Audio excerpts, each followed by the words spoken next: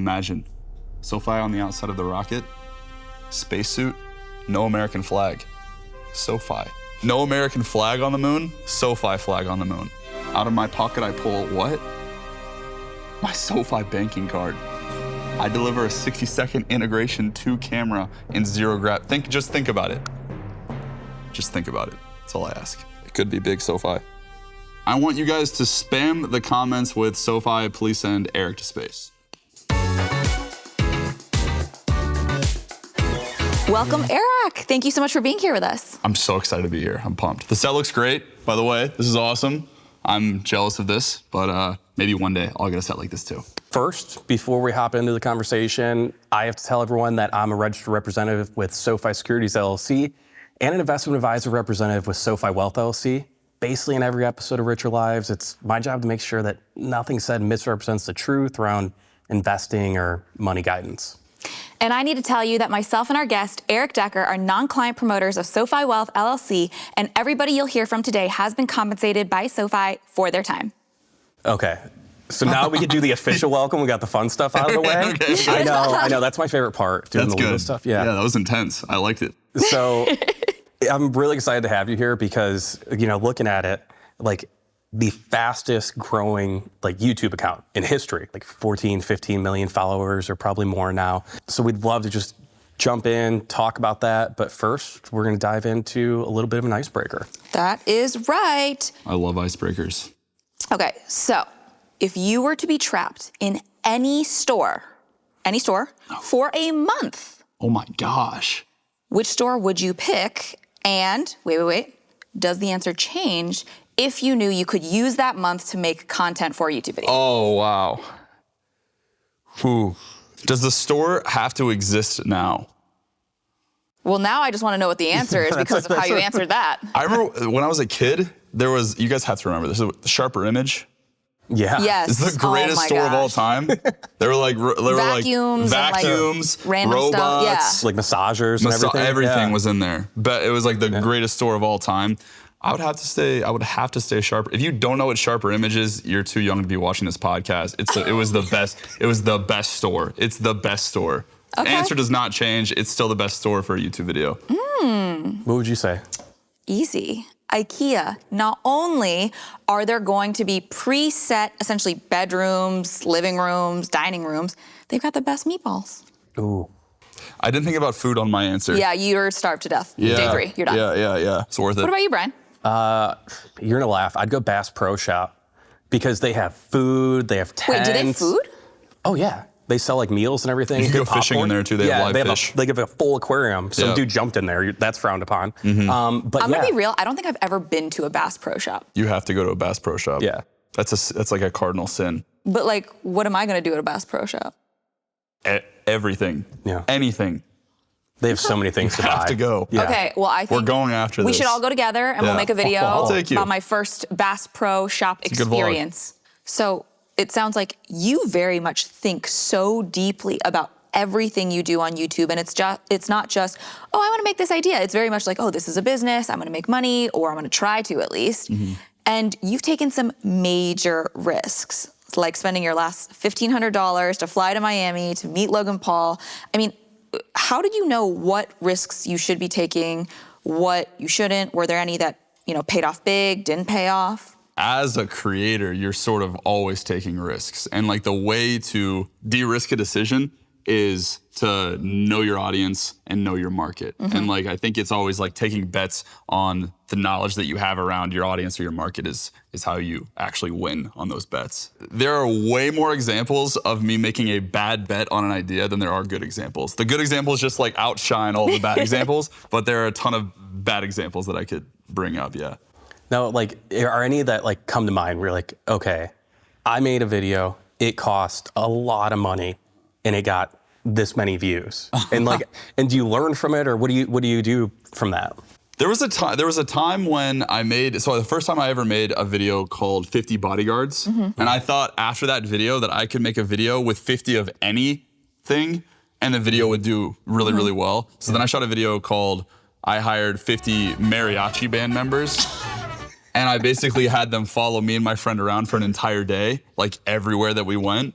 And it turns out that's a pretty abstract idea, you know? Yeah. It's just kind of a weird idea. So it was like I hit this video that got like 10 million views faster than any video I'd ever had. And then I spent more money because I had this positive, you thought. I had positive experience on a video that got like, to this day, I think it has like 3 million views or maybe less than that. So you have to learn from that, right? As long as you take a lesson out of it, I always justify it as like I'm investing in my own education as a creator, you know? When you were making those mistakes, and sometimes it can be really disheartening. I say this as a creator. There are times I will spend so much time, so much money on a video, and like 4 people will see it, and I'm just like, what is this even for? And I would love to know, was there ever a moment that you were like, maybe I should just call it quits? Yeah, most of my life as a creator has been calling it quits and like not taking it seriously. I've been making videos on YouTube since I was in 5th grade. So like 5th grade, I find out that YouTube exists. I like decide that I want to be a YouTuber at that point. And so from 5th grade until 2020, I was trying to be a YouTuber and failing and like not taking it as seriously as I always wanted to. So the majority of my time spent trying to be a YouTuber, make YouTube videos for a living was in like complete failure. The last few years is like an outlier in comparison to everything else, you know? And I think that's just a testament to like, that is what being a creator is. It's like failing, and having a few big successes, you know? And you mentioned starting in 5th grade. Did you see that study that 51% of kids want to be YouTubers? Isn't that crazy? Does that scare you? We need plumbers and electricians. Very scary. Yes. I'm gonna start saying that in my videos. I'm gonna start trying to, what's that called? You like, you scare them straight? Yeah. I'm gonna try to like subliminally message to the youth to like go get a job as a plumber or go get trained as a plumber, yeah. It's like a blessing that randomly, when I was in 5th grade and YouTube was barely a website, I somehow found it and decided that that's what I wanted to do. It's like not my merit at all. It's like totally a blessing, yeah. Now, do you think part of that's like they see the fun, sexy, money-making side of it and they don't see the grind and all the work that goes into it? Or like, what do you think that is? Yeah, I think from my perspective, my goal with a video is to show all of the fun side of the job. Which makes sense why I think like so many people want that job, but what's left out and what nobody ever sees is like the other 95% of the time that's spent off camera, preparing those videos, taking the risks on those videos, building a business to support those videos. I think if people understood what it took to make videos at the scale and caliber we're making them, they would not want my job. I would say that pretty confidently. It's a ton of pressure. It's an insane amount of work. It is a huge sacrifice to, you know, a work-life balance that doesn't exist. And that is the cost of doing something like this. Yeah. But you love it. I love it. I wouldn't trade it for anything. But you're right. Like I think so much of the younger generation wants to be a YouTuber because they get to see it's so hard to see the hard side and the other side of the whole thing. Yeah. Like when you're thinking about treating it like a business, do you have like a specific goal in mind when you're like, hey, here's like what my profit margin needs to be versus here's what goes back into creating more content? Or is this just kind of ebb and flow? I think I'm the type of person who like naturally sort of lives in the extremes, you know? And so my mindset has always been reinvest into myself, reinvest in the channel, reinvest in the videos, make the best possible videos I can and build a brand for the audience. Like that's like the mindset. Especially when I first started YouTube, I was like burning everything on the videos. I actually got a really good piece of advice though from Tanner Fox. He was like one of the OG YouTubers I used to watch back in 2017. And when I met him, he saw what I was doing and he was like, dude, I love what you're doing, but my biggest advice to you as somebody who's like been in the game and seen people come and go is like, just put like 10% away. Yeah. Just put like 10, 20%, like decide a percentage that feels good and put something away every single month. And I think that was some of the best advice that I ever had because my natural instinct is sort of just to reinvest everything nonstop. Yeah. Was putting it away into like a savings account or was it investing it in, you know, your own portfolio? What does putting it away mean? Putting it away to me is giving it to a financial advisor who is going to make sure that I make strong financial decisions for me, Eric Decker, not Airrack, the YouTube channel. But it didn't always look like that. Like at the beginning, it was putting into a bank account with a high yield savings, return. Coincidentally, SoFi has a wonderful high yield checking and savings account product. That was a layup. No, I think it is giving it to people. It's putting in an account, and then it's, as things scale up, it's like finding somebody who you can trust. And by that, I mean somebody who works with a bank who can actually manage that money and do a good job. But everything else literally gets incinerated. I actually shred money for a living on the videos. And on that note, do you actually pay yourself a salary aside from the 10% you're putting away? And what does that look like? Because I feel like when young children or people just hear about content creators' businesses making millions of dollars, that number's so sexy and flashy. But the reality of what you're actually taking home is certainly not quadrillions of dollars every year. Yeah, I think it totally can be. Yeah. But if you're investing in building a business or investing in building a brand, or you want to be on YouTube for the long run, the smartest thing you could possibly do is build a strong foundation, which costs money, And it doesn't mean that you pay yourself the millions of dollars. It means you spend the money on building infrastructure. We've just seen enough creators come and go on the platform who didn't spend the money the right way, that I feel like I don't know. I want to do it right is my goal. Yeah. Now, and you started a website where you kind of educate people on how to do what you do. Was part of that to guide them, part of it to give them a wake up call? Describe that process. Yeah, I think when I started YouTube in 2020, it sort of felt like all of the big dogs had been established on YouTube. It was kind of there's 5 big creators on YouTube. Yep. Nobody's really broken into the scene. And that really, for me, was my year where I started taking YouTube seriously. And I feel like I learned so much stuff that no one was talking about, like how to grow on the platform. And so after that, for me, it almost felt like a moral obligation to communicate all of this stuff to the next generation and help people see that it's actually possible to become a creator full time. So yeah, we started Creator Now and never looked back. It's pretty cool. So along the journey, we talked about successes, failures, everything like that, getting your foot in the door and making it. Were there any opportunities where you're like, hell yeah, I'm glad I took advantage of that, or that you turned down and you're like, that was a solid move to turn down, even though it didn't seem like that at the time? The bigger you get as a creator, the more opportunities come to you that feel so unbelievably ridiculous. Mm-hmm. You can think of a YouTube, a successful YouTube channel, I think, as either being a cash cow money printer and you just kind of just deal with it completely as a business, or you can think of it as building a brand. And I think there's I always say there's a spectrum. It's the business person, the capitalist versus the artist. And you sit somewhere on that spectrum as a creator.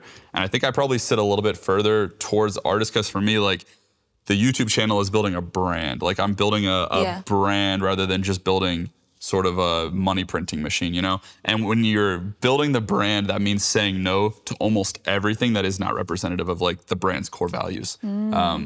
So we definitely say no more than we say yes, for sure.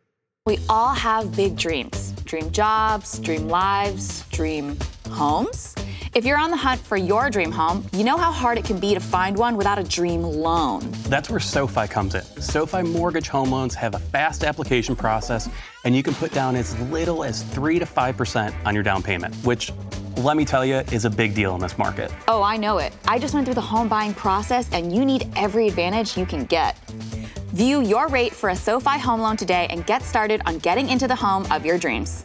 So, Eric, you talked about the spectrum of, running the business or building the brand, but do you ever feel inclined to push yourself towards the money printer side of the house when you actually think about the number of people that you probably really care about, that you employ, whose entire financial livelihood literally depends on you?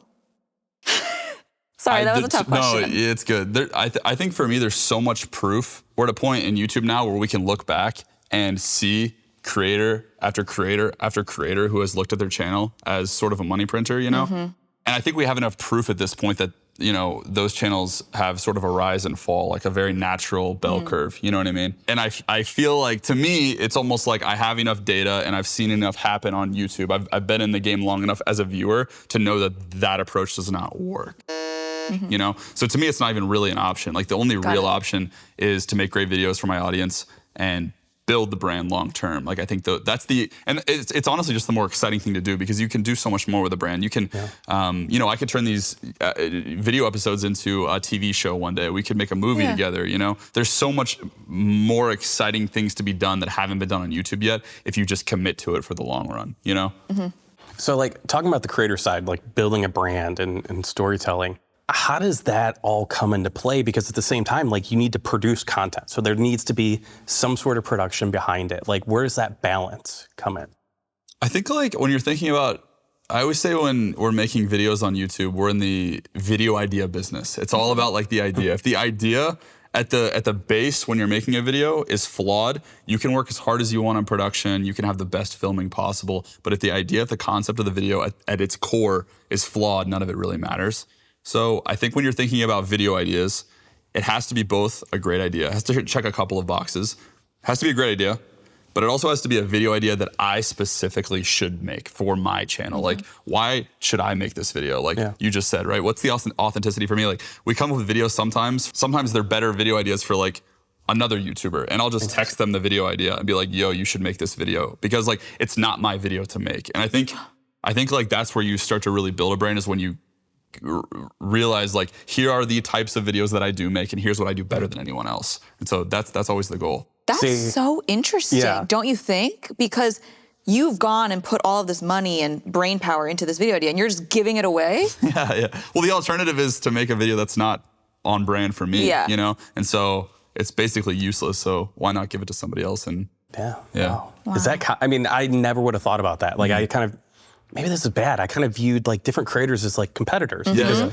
you're kind of competing for eyeballs more or less. Like, is that common or is that just something you do? It's not a winner takes all. It's like somebody can watch my video and 10 other videos in a day. So I'm not really competing on like a really granular level. Like just because I get a view doesn't mean that 5 other YouTubers, 10 other YouTubers that day can't get views. You know what I mean? So I always look at, I really do think it's a communal effort that grows. And as long as you're participating and working hard and making the best videos you can, you're part of the group of YouTubers who are rising on the platform, you know? Yeah. See, that makes so much more sense now, like, because you see a lot of like collaborations and everything, and like now it makes sense why you would do strategic collaborations, kind of boost each other up rather than focusing solely on yourself. So that's interesting. Yeah, it makes it more fun too. So. Yeah, that's true. Brian, you and I, after this, we're going to make a 50 financial planners follow me around for a day. Okay.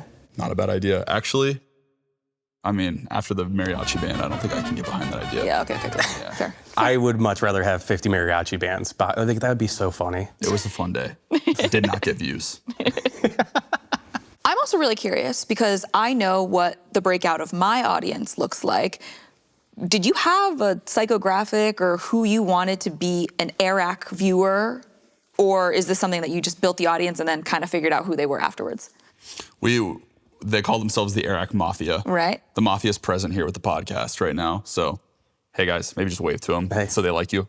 Yeah, there you go. Hey guys. Honestly, when I first started YouTube, I feel like my audience was just a reflection of myself. You know, it was just a lot of people that sort of had like the same values and outlook on life as I did. And I think, you know, as the goal becomes to grow the channel, those people are still there. But it's honestly been a game of like entertaining the masses. So you sort of take on more and more and more people, and I think your audience changes over time if you're successful at growing the channel, you know? So I don't think I went in with any specific idea of what the audience would look like, but I was pleasantly surprised. Was there a water park in Dubai? Yeah. So but my son loves watching water park videos, by the way. So he came across that one, and I'm assuming you didn't intend to make it for a 6-year-old, but he just thinks water parks are cool. It's funny. So yeah, it's interesting. It is awesome though that like you can reach so many different people of different walks of life through internet content. Right? Totally. And it's cool, like YouTube will give you analytics on all of this stuff, right? So like if you're trying to target a specific type of audience, you can absolutely see what types of videos attract what type of audience, which is really fun because you can build in a certain direction if that's what you want to do with your channel. Now, like you mentioned longevity, and something I've always wondered when it comes to like content creation is, do you have an exit plan? And like I asked because like a professional athlete, you know you make a lot of money for a very short period of time, so you got to save it and you got to be ready to go. But with you, that may or may not be like, so do you have an exit strategy for this? There's actually some pretty cool companies nowadays. Like I know MatPat is doing an exit right now with a company called Lunar X, I think. So there are companies that are actually starting to facilitate creator exits, which is super interesting. Yeah. And that's, if you had a faceless channel, it would be a lot easier to exit that channel. But MatPat is a person, he's a personality on YouTube and he's exiting his channel, which is pretty cool. So I think there are ways to do it, but for me, like I've always said I wanted to be like the Adam Sandler of YouTube, where like me and my friends get to make movies and videos and TV shows and stuff together for forever. We have great ideas, we have a great cast. I think that together, and we have the ability to pull off awesome creative. And I think all of that stuff together, it's a skill set that can't be taken away. That can manifest itself anywhere. I have long-term belief in YouTube, and it's all I want to do. Like there is no part of me that is excited to like wind down in a few years. Like I feel like I'm just getting started. So whether that's YouTube, whether that's somewhere else, no, I'm reinvesting into my career, making videos. I don't ever want to retire. And on to Brian's point, you know, being a YouTuber certainly isn't a consistent income. How do you budget for your own personal life when you can't really count on a certain amount of money because your expenses and what's coming in every single month is different? My secret has always been try to keep costs as low as humanly possible. You will not see me driving a Lamborghini. You will not see me spending money on anything other than videos. Like I drove here today in a 2004 Toyota 4Runner. So all of the money that we're making goes back into the videos. And myself, I spend as little money as possible and try to keep my hard costs as low as possible. Is there something that you will splurge on though? It's honestly just videos. It's honestly videos. Like I spend way too much money on. If you looked at my if I were to call Abel, my accountant right now, and I were to ask him what I spend too much money on, he would tell you YouTube videos. Okay. He would say, please God, stop spending this amount of money on YouTube videos. So yeah, that's my splurge. It's so fun for me. Like that is your entertainment budget. Yeah, it's awesome. It's my favorite thing in life to do is make videos. Are there different revenue streams, like, or that some may be steady, some may be, you know, fluctuate? How does that revenue stream look like? It's different for every creator. I think you could talk to 10 creators and get 10 different answers. I think for me, if I were to split it up into a pie chart, it would probably be like 33% AdSense, 33% brand deals, and 33% miscellaneous, whether that be like licensing deals, you know, off-platform revenue, speaking engagements. That sort of fits into the other 33%. I think it's probably a pretty even three-way pie chart. But I know 10 creators that would give you such different answers to that question. It's so dependent on what you do, And has that changed over time as you get more viewers and you mature, or is that pretty... Absolutely. At the beginning, it was all AdSense. It was like 100% AdSense, and then you get big enough to where you can get brand deals, and brand deals are like a little tiny sliver of it.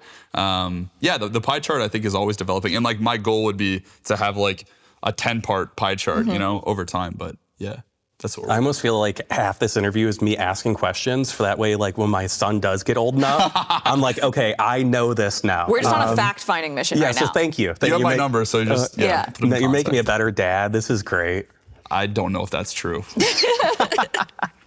You talked about wanting your pie chart to have 10 different segments over time. Do you have a 5, 10, 20-year plan, aside from just making more amazing videos? Yeah. I'm a big believer in a skill set will always like pay the bills. Yeah. So whether that manifests itself as me making videos like this for forever, or that manifests itself as me directing movies or running a marketing agency and making commercials, like I think the skill set of making entertaining content is a skill that I can go do anything with. Definitely. So my only goal, to be honest with you, I don't have like a very clear like 5-10 year plan. My only plan is to invest in myself and invest in my skill set as a creator. That's it, and just become extremely good at that. Always be learning. Exactly. And like I know we're talking about the financial side of this, but like let's say money was no object. Like what would be like an idea where you're like, this would be space. Okay. Space. What would you do in space? Just chill? I'd probably try to get a SoFi brand deal on it, and just bring a SoFi card to space with me. Man, that sounds like a good opportunity. Please. Imagine. SoFi on the outside of the rocket, spacesuit, no American flag. SoFi. Out of my pocket, I pull what? My SoFi banking card. I deliver a 60-second integration to camera in zero grab. Just think about it. Just think about it. That's all I ask. Okay, but aside from the integration, what are we doing in space? Are we like growing potatoes Martian style, or? I'm a pretty good handyman around the house. I could probably fix some stuff on the International Space Station if they needed me to. Nice. I'll bring my tool belt with me. Might go try to find that roadster that Elon sent off into the abyss. Go try to track that down. And then maybe hang out with you guys. Lots of jumping on the moon, obviously. Yeah, that's big. Yeah. We're going to the moon now. Oh, well, I mean, when I heard space, I immediately thought moon. I'm not going to say no. I mean, that's ambitious, but... No American flag on the moon, SoFi flag on the moon. I mean, think about that branding. Just think about it. Forever. And we could, 50 bodyguards, 50 mariachi bands, we could do whatever. Could be big SoFi. You know, funny enough, we actually have a real-life astronaut coming for another episode of Richer Lives. Can I stay for that? Great collab. Can I stay? I don't know if we have time for that. Wait, Brian, do you hear that? Hear what? Me, your rich BFF, begging our viewers to stop keeping their money in accounts with 0.01% APY and get a high-yield savings account. Seriously, I'm begging. Who can say no to a face like that? Cheer me up and sign up to become a SoFi member at SoFi.com/richerlives. You'll get a highly competitive APY on savings balances with direct deposit. Plus, you'll get complimentary access to financial planners like Brian to help guide you toward getting your money right. So we're talking about the finances. Earlier you mentioned your friends. There are a lot of people that are involved in the business. I think everyone's had issues mixing finance and personal relationships. How does that even work? It is a mixed bag for sure. I mean, basically, if you think about what we're doing, we are monetizing our friendships, which is weird. Yeah. It's just weird. Yeah. They're all my real friends. Everybody that I film with, these are my real friends. Some of them I've known since I was in high school. We are boys. But when you are running a business together and you're monetizing your friendship, these relationships get a little weird, right? We have to sign contracts that obligate us to be friends almost, right? So I think for me, it's constantly communicating, and it's been a learning lesson for me on doing a good job at communicating with them and telling them where the business is at and explaining what their roles are in the business. And also I'm technically their boss, so I have to give them assignments every day. But I love you as my friend, but I'm also the guy who has to tell you when the job's not good enough, Yeah. It's a weird line to work on, yeah. And I mean, how do you even tell a friend you're doing a terrible job? Have you ever had to say that? Yeah, of course. Oh, okay. Of course. Yeah, no, of course. It's so funny because the weakest link employee definitely is watching this right now. Oh, I don't have any weak link employees. Yeah. They're all superstars. If they really are your friends, I feel like your friends always appreciate honesty. Yeah, that's true. And I think it's coming from a loving place and being as honest as you possibly can. That's always the goal. And the hard part too is sometimes your friends actually aren't the best fit for the job. And you have to be okay with that as well. Ooh. It's weird. Yeah.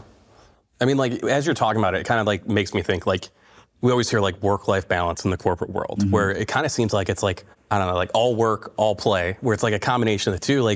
Are there times where you just check out and you're I am not working, I'm not thinking about this at all, I'm done? No. Really? Doesn't Never. exist, no. Well, it's your life is also the video, you know what I mean? Yeah. Even if it's not on camera, it's lore for the video at some other point, you know what I mean? It's always part of the bit. We call it force-fed fun. It's it's so much fun. It's almost you have fun being shoved down your throat a little bit sometimes, you know what I mean? But it's the greatest blessing and greatest curse of doing this as a job. Yeah. Now, is there anything in your life that you're this is off limits? I will never utilize this for content, anything. I try to keep my relationship I try not to have my relationship in videos. Unless for some reason it would be really fun for me and my girlfriend to do together. Yeah. I try to not do any brand deals, any videos that rely on our relationship. Because I feel like that's where things get really confusing. Dicey. And I've seen way too many breakup videos on YouTube and I'm tired of it. I don't want to be a part of that.